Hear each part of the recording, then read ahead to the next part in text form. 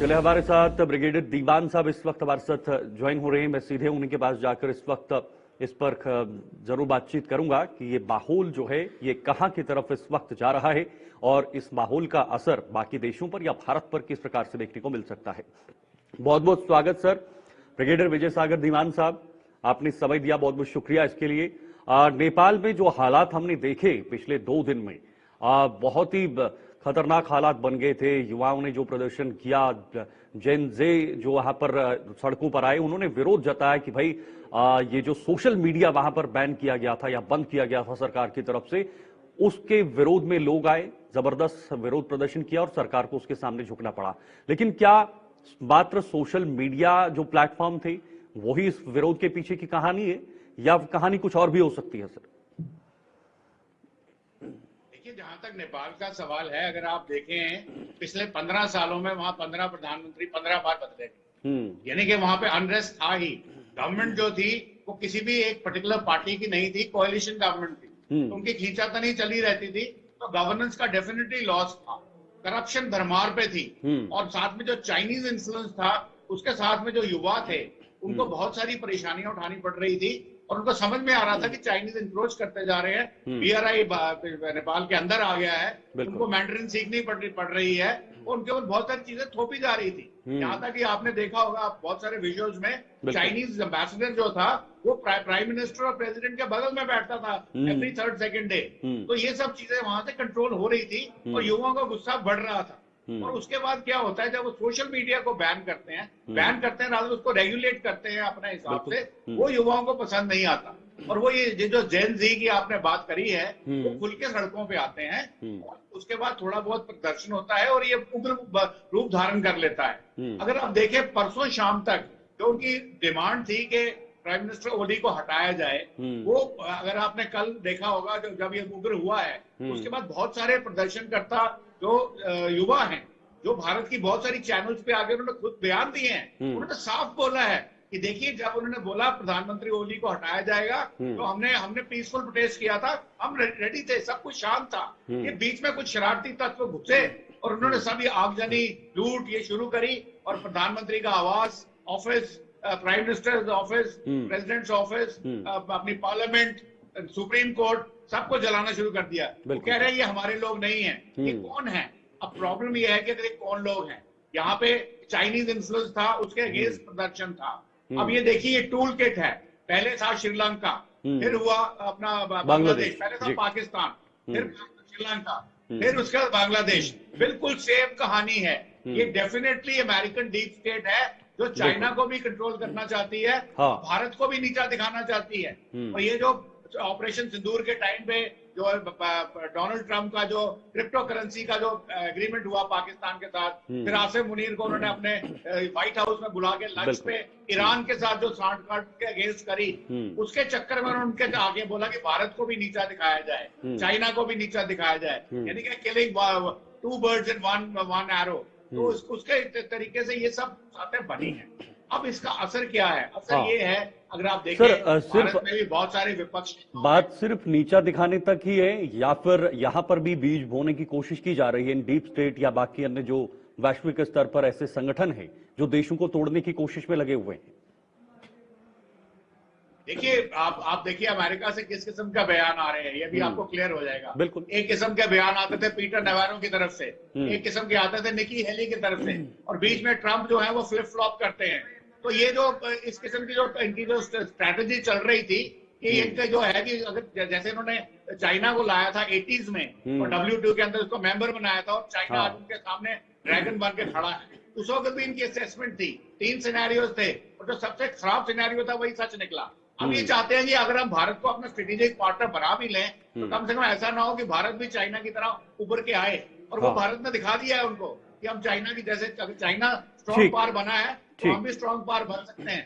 मैं लौटूंगा आपके पास। एक बड़ी खबर, अपने ट्रंप थोड़े से नरम तो हुए हैं, लेकिन ये नरमी क्या रुई जैसी नरमी है या पत्थर वाली नरमी है, ये समझ से बाहर है।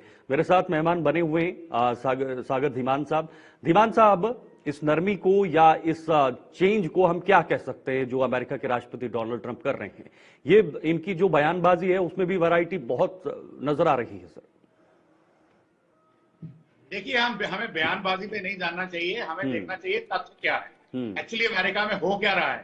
डोनाल्ड ट्रंप की जो भी पॉलिसी थी टैरिफ वॉर की, या जो भी उन्होंने सोचा, वो उन्होंने उस पर काम करना शुरू किया। उन्होंने सोचा था कि भारत जैसा देश जो है वो उनकी लाइन टो करेगा, और भारत ने करने से इनकार कर दिया। देखिए, अगर भारत मोदी ट्रंप की बात मान लेते इन टैरिफ 50% टैरिफ के चलते, तो क्या होना था? जेनेटिकली मॉडिफाइड फूड, फिशरीज, दूध जो है अमेरिका के, वो इंडियन मार्केट में आ जाते। आपकी हेल्थ को तो नुकसान होता ही, और हमारे मछुआरे, हमारे किसान, हमारे जो स्किल्ड वर्कर्स हैं, वो सब बेकार हो जाते। उनको तो प्रधानमंत्री मोदी ने बिल्कुल बचाया।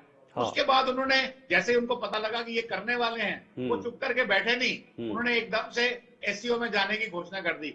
आज तक प्रधानमंत्री कोई हमारा एससीओ के अंदर नहीं गया है, बाय द वे। तो वो पहली बार गए वहां पे। ऑप्टिक्स जो आपने अभी बोला, शी जिनपिंग और पुतिन के साथ दिखे, परंतु मैं आपको यहाँ याद दिला दूं, प्रधानमंत्री विक्ट्री डे परेड अटेंड करने नहीं गए। किम जोन उनके साथ हाथ नहीं मिलाया उन्होंने अपना स्ट्रेटेजिक ऑटोनॉमी और डिस्टेंस वहां भी बरकरार रखा। वापस आके ब्रिक्स के साथ बात शुरू हो गई। जो उनका ब्राजील है, कनाडा है, और ब्रिक्स कंट्री है, ग्लोबल साउथ जो है, वो ऑलरेडी अमेरिका के साथ परेशान है। तो वहां उन्होंने बोला कि हम एक कॉमन करेंसी या रूपी करेंसी की बात करते हैं, जो डोनाल्ड ट्रंप को बहुत लगा। और ये सब चीजें जो अमेरिका की इंटरनल पॉलिटिक्स है, उसके अंदर अगर आप देखें, इनके सेनेटर्स का बयान, जैसे निकी हेली वगैरह, वो साफ ट्रंप को बोल रहे थे कि आप भारत को हटा रहे हो, अपने लिए एक मुश्किल क्रिएट कर रहे हो, और टाइम टू कम आपकी डॉलर की जो डोमिनेंस है वो दुनिया में खत्म हो जाएगी।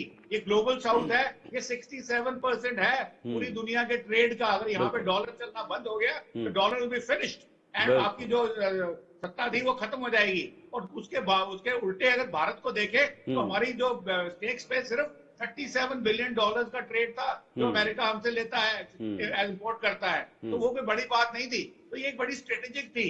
अब ये समझने के बाद अब उनको लगा, देखिए 29 अगस्त को हमारी ट्रेड वार्ता होनी थी, जो कैंसिल की गई। कैंसिल क्यों की गई? क्योंकि ट्रंप को लगा और प्रेशर डालते हैं। अब बोल रहे हैं कि हम ट्रेड वॉर कंटिन्यू रखेंगे, और हमने भी बोला सर कि पीएम मोदी एक मेरे अच्छे मित्र हैं, उसका एक संतुलित जवाब पीएम मोदी की तरफ से दिया गया था, और एक कहीं ना कहीं ये बताया था कि भारत अमेरिका के बीच भले ही थोड़ी सी खटास आई हो, लेकिन रिश्ते बिगड़े नहीं हैं। धीमान साहब, अब जो जुगलबंदी है दोनों की, वो सोशल मीडिया के जरिए सामने आ रही है, तो क्या ये सिर्फ सोशल मीडिया पर ही जुगलबंदी हो रही है, या फिर बिहाइंड द सीन भी कुछ हो रहा है? Sir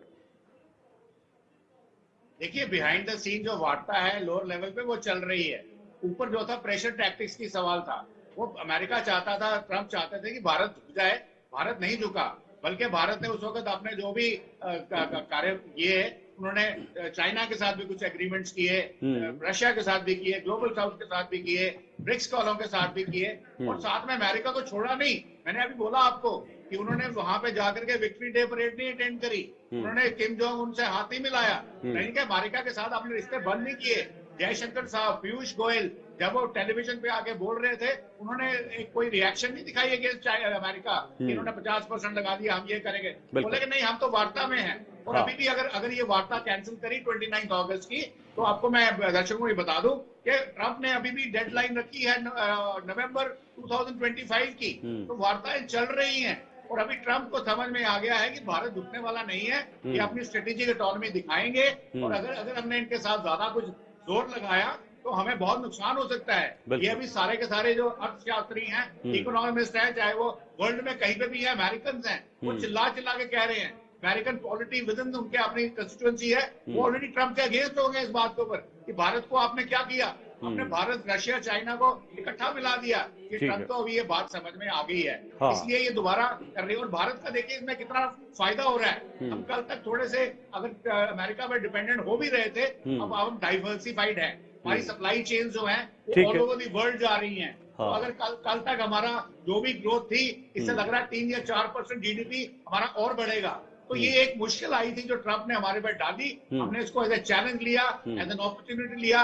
hats off to doctor Jaishankar, hats off to Piyush Goyal, hats off to prime minister Modi, they done a wonderful job. और उन्होंने इसको एक प्रॉब्लम को एक अपॉर्चुनिटी में बदल करके अपने किसानों के, अपने मछुआरों के, अपने स्किल्ड वर्कर्स के, सबके हितों को ध्यान में रखते हुए भारत को वो आगे ले गए हैं। ये जो हमने अभी 3rd लार्जेस्ट इकोनॉमी बनना है by the end of next year, I will be faster, and we'll be on a much progress बिल्कुल। path and do very well in the world stage. बहुत बहुत शुक्रिया दीवान साहब हमारे से जुड़ने के लिए और Please like and subscribe.